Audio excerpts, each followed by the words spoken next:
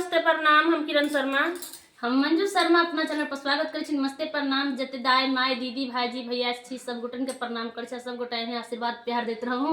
मां छी मेरा बजरा लोगित रहे छे और हम दोनों देवरानी जेठानी बहुत प्यारा से बेटी विवाह गीत बनवा जा रहल छी। अहाँ सब जरूर सुनब, कमेंट करब, शेयर करब, ने भूलब। बहुत सुंदर अब बहुत प्यारा से गीत हम सब जरूर सुन के कमेंट जरूर ट्राई करब। ना बिसर जाय छी त हम सब वहां से भूल जाय छी त हम सब भूल जाय छी। इनका गौर से कनी देखू, लबका साड़ी पहनने छे कि अहाँ सब के काल चूड़ी देखा देलक त हम साड़ी देखा दे छी।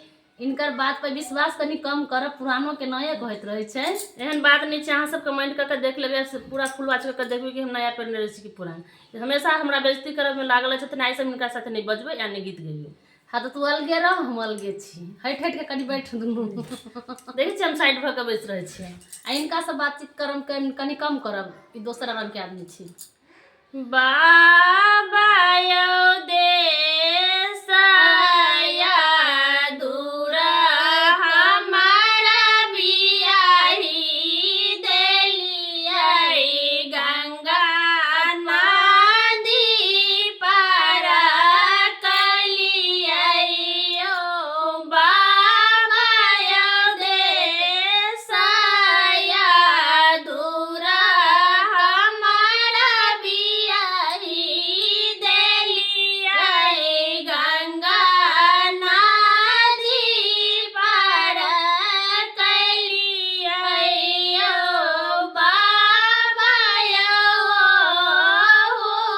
नागरिया कोई नया अपना लोग केकरा देखी रज बनबयो बाबा यो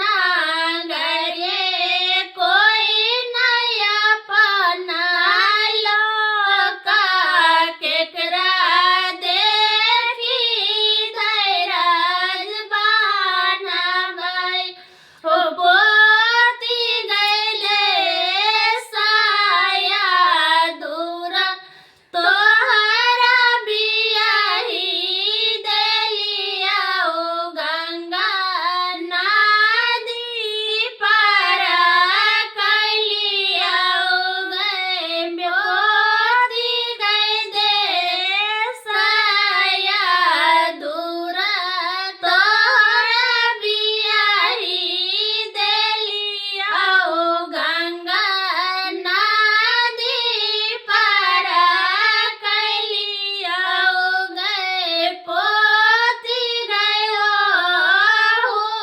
नागरिया